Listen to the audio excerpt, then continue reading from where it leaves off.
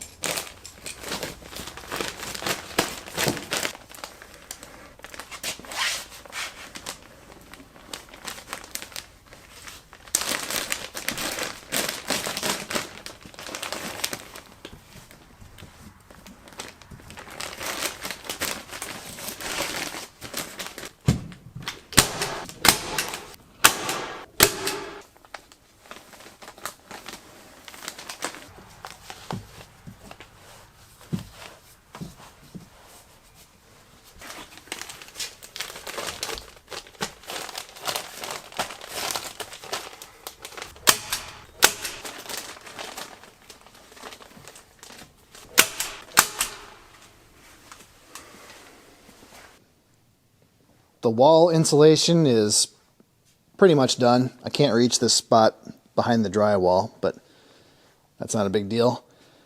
Everything else is up and it looks pretty good. We are ready for drywall.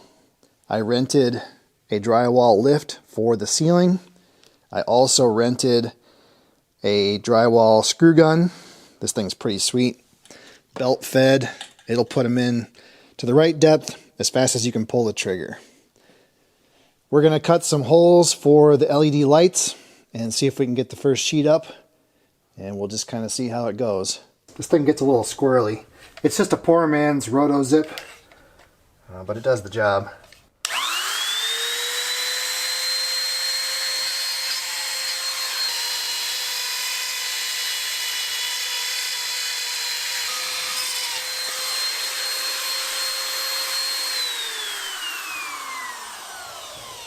Like so.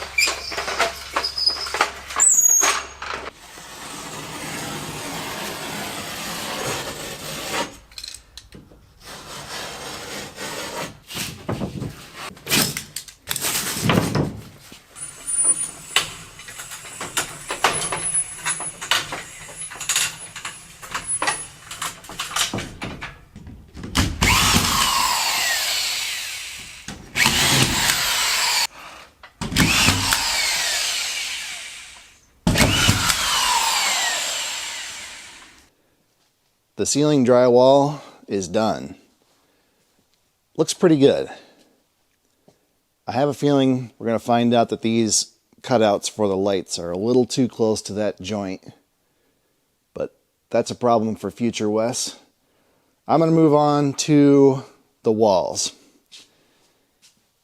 And there were a few comments in the last video about a vapor barrier. Honestly, I have no idea what would be an appropriate vapor barrier. This is a minimally occupied interior space that may not ever be air conditioned. I tried to research it. For every article or paper that I read, I found 3 that say the opposite thing. It seems like if you don't know exactly what you're doing and have a very specific need for a dedicated vapor barrier, you're better off not to have one. So that's what I'm going to do. I am using paper-backed insulation, which is a form of vapor restriction. I also have drywall, which is a second vapor restriction. It's going to be painted. That's a third vapor restriction. We're going to have some kind of exterior siding or paint. That's a fourth vapor restriction. So in my mind, I think we're covered, but I guess time will tell. I would rather have poor, efficiency performance over a risk of mold or something like that. So doesn't seem to be a big problem in our area. We don't have a lot of high humidity. We also don't have a huge, long air conditioning season. That's probably a lot different in other parts of the country. So anyway, onto the walls.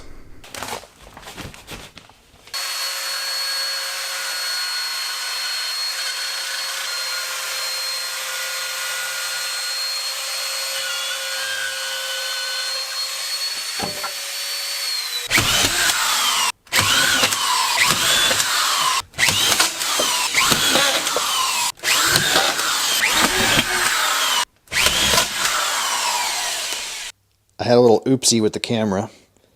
Luckily it had a filter installed and a lens hood, so no major damage. I've had this camera for I think 4 years now, and that's actually the first time I've knocked it over, which is pretty lucky. Drywall's looking good. I got a small problem on this sheet here. You can see at the top there's a big gap there and a small gap there. And the problem's actually in the floor. So it goes down about 3/4 of an inch from that seam to the door jamb.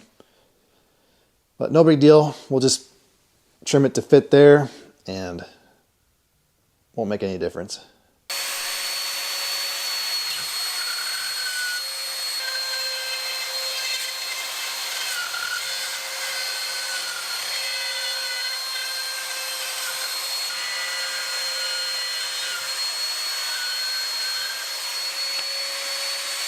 I don't know what happened there.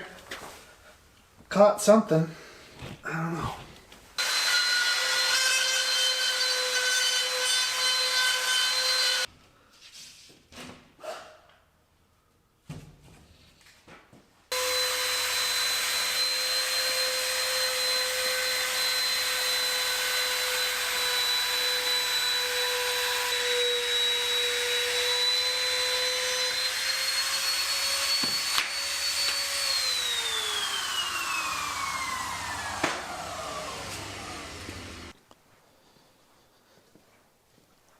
I got all the drywall hung. I think it's pretty decent. I guess we'll find out tomorrow. I've got a guy coming to give me an estimate on taping the joints. Hopefully he can make it work.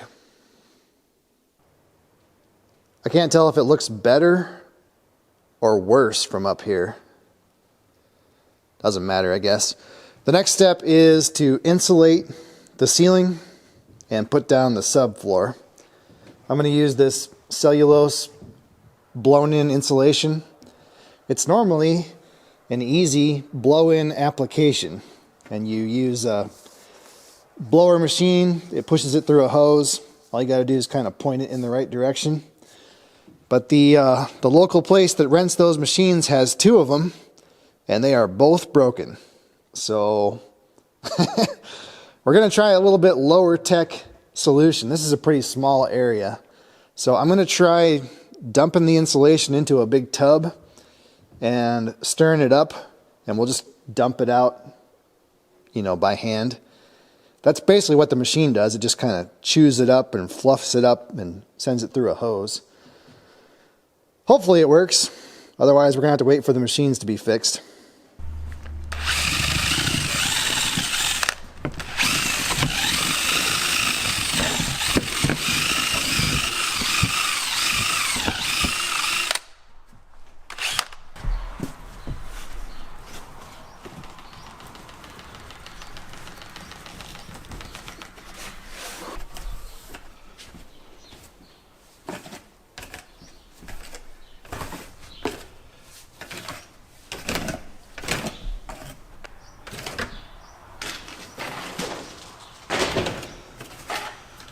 Of course.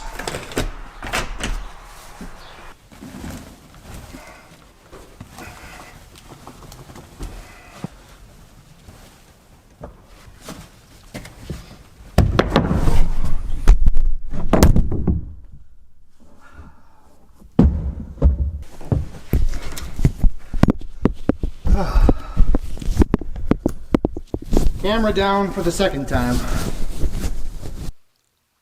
It's not great, but I'm so tired of working up here. This is the most treacherous part of the job.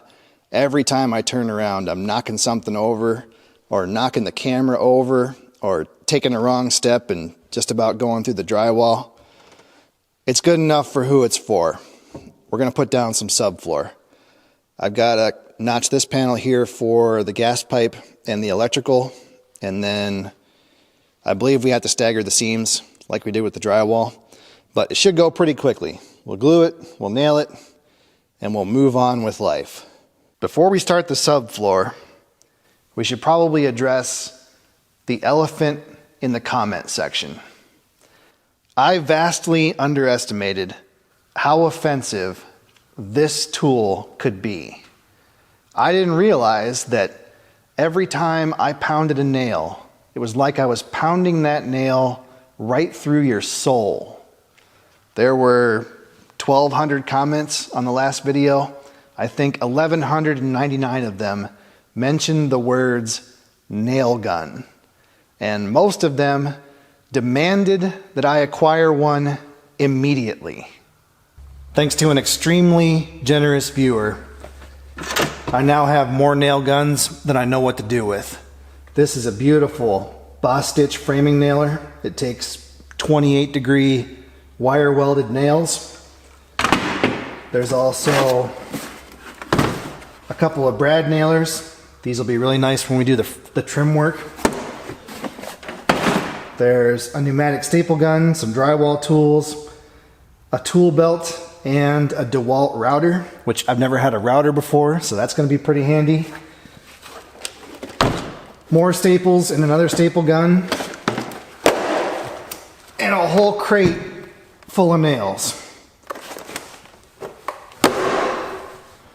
I don't know what to say. He even delivered this stuff. He drove over 2 hours from Wisconsin to bring this to me. So, yeah, he didn't want to shout out or anything, but I hope he knows how much I appreciate it. Another viewer sent me this little Senko palm nailer. I didn't even know these existed. I guess it's like a carpenter's version of an air hammer. And we all know how much I like air hammers. So we're going to put it to the test. I think it'll be pretty handy for doing joist hangers. Yeah, you guys are too generous. Way too generous.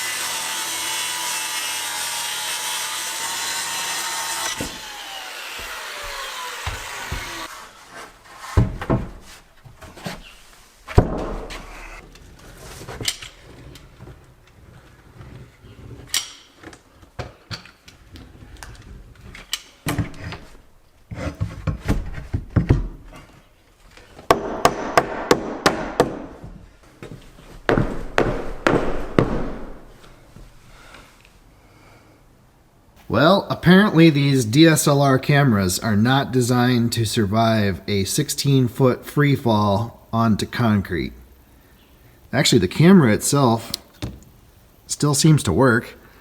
The only damage I can find is the hot shoe here on the top. It's a little wonky. The lens, I think, is unscathed, but the lav mic receiver, it took the brunt of the impact. It still powers on, but the LCD is smoked. And then this bracket here that it was attached to, it was bent like a banana. I straightened it out, but it's not good. I guess we'll patch it back together and see if it still records. Let's move on to something a little more interesting. The stairs. This is the staircase in my house. This house was built in 1920, and this is a pretty typical craftsman design, which is one of my favorite styles. I've actually never built an interior staircase before, but I've built enough decks and porches to know that stairs are deceptively complicated. And a staircase like this, even though it's not super ornate, is even more complicated. This, in my opinion, is actually more like cabinet making or furniture making than carpentry. I just can't even imagine what it would cost to build a staircase like this today. There's 2 landings. They both have oak tongue and groove flooring. There was no plywood in 1920. I think plywood didn't come around until the 1950s. This newel post is a solid 6x6, and it ain't going anywhere. The treads are solid 1x11, I believe. But I love the detail with the balusters. So the treads have this miter cut ear right here, and then there's a trim board along the outside, and that hides a dovetail connection between the baluster and the tread. So behind this trim board there's a dovetail cut for each baluster. Then they attach the trim board, and then there's another cove molding on the bottom. Looks like there's a nail poking through. Maybe I should take back some of the nice things I said. Yeah. And what's really crazy is that in 1920, it's very possible that this entire staircase was built without any power tools. All the miters were cut by hand. What we're going to build is going to be nowhere near as complex as this, but it's still going to be a lot of work. There are tons of books and articles and videos about how to lay out a staircase. Like any trade, a lot of the information contradicts each other. You just kind of have to get used to that. If you wade through enough of it, you can get a general idea of how to proceed. It does require some math, but nothing complicated. It gets a little weird at the bottom and at the top, especially when you have multiple landings. So for me, the easiest way is just to lay it all out in CAD. This is Fusion 360. I already had a solid model of the office, so it was pretty straightforward just to add the details for the stairs. This is great because I can build it on the computer before I build it in real life and hopefully avoid some of the more costly mistakes. This is the original solid model of the stairs. I had to modify them to meet the code. There's also a ton of building codes associated with stairs. Good luck wading through those. But I eventually arrived at this detail for the stringers. So this has all the dimensions that we need to cut our stringers. And once we get it built, we're going to have to figure out where to put the supports. So cut stringers can only span 6 feet. So we're going to have a post somewhere here in the middle. And then we might also have to have a post up here where it attaches to the landing. The landing is cantilevered, and that's fine. I don't technically need a post there, but it might be a good idea to have one right here just to beef up that connection. I guess we'll see once we get it built. I'm using these framing square gauges or stops. You can find these at a good hardware store. You just clamp them on your framing square at the right dimension for the riser and tread, and then you can bump them up against the side of the board, and you don't have to eyeball the intersection. Makes it a whole lot easier.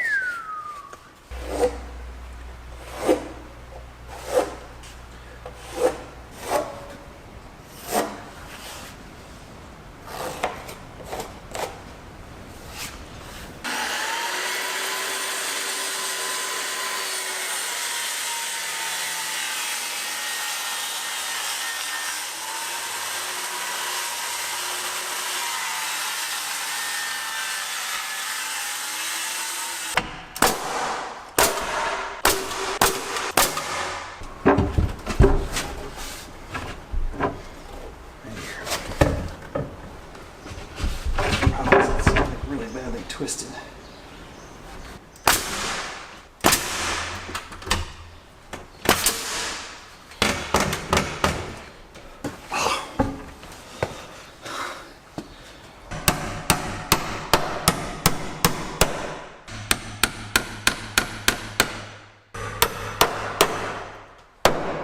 Alright, let's try this little thing.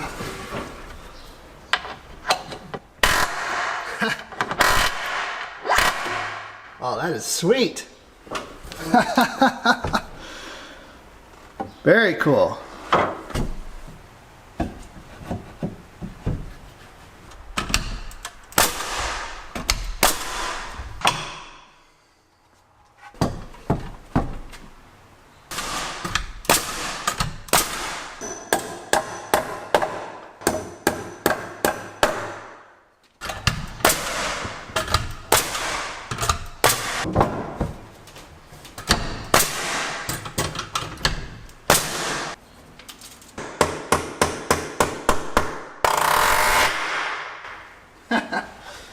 That thing is cool.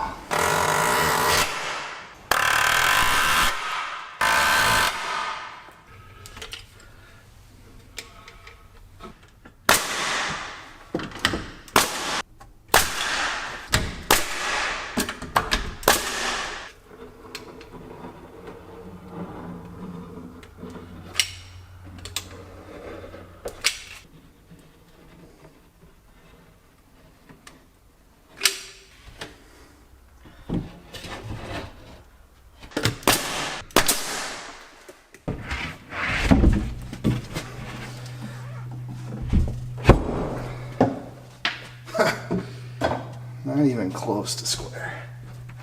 Well, one step forward, 3 steps back.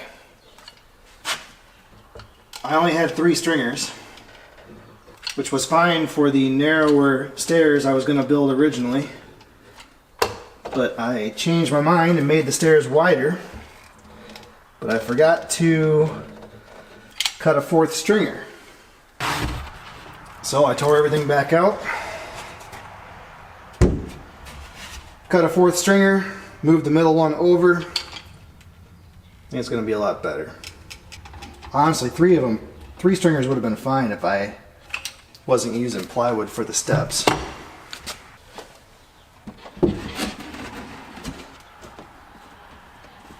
Oh well, no big deal.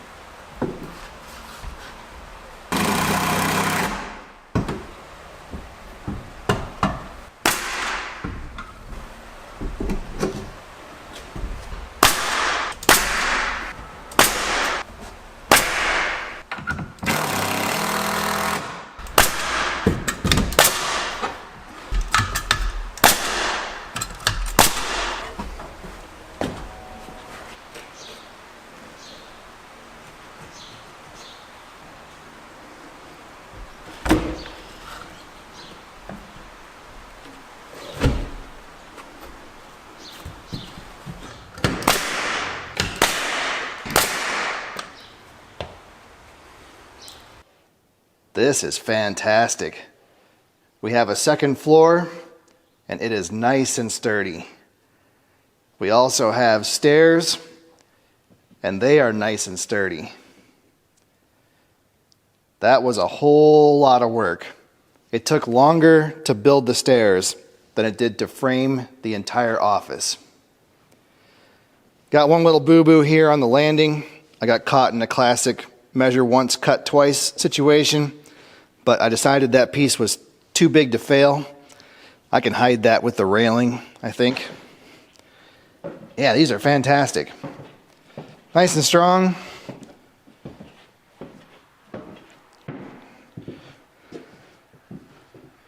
Reasonably straight. I'm happy with them.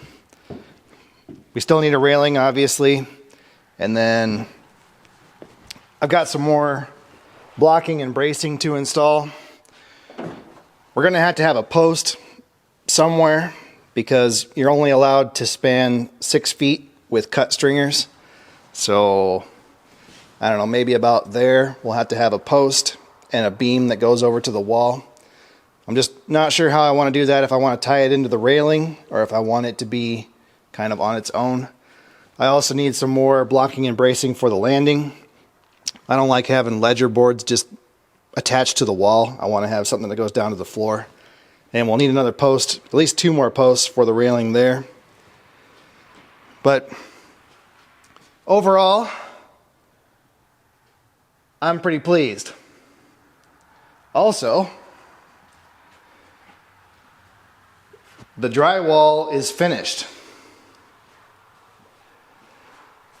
I wasn't sure if it was going to happen. He did the first 2 coats and then broke a bone in his foot, but he had another guy working for him who could finish the job. So they did a knockdown texture on the ceiling, and then the walls are smooth. It's done and ready for paint. So yeah, things are moving right along. It's looking good. That's it for part 2. We still have a lot of work. We need to frame and sheet the second floor walls, install the stair railing and a couple of posts, install the glass and trim that out, hang a door, paint, finish the wiring, and then maybe put up some kind of siding or paint on the outside. Hopefully, we can finish all of that in part 3. And hopefully, I'll see you back here for that. Thanks for watching. They're nice and wide. That's nice. I'm staying up here. And solid? Pretty solid. Pretty solid. Pretty solid. Hey, let's see if we can stay up here with this. Ooh. Is this nailed down yet? No. Is that nailed down? Yes. Okay.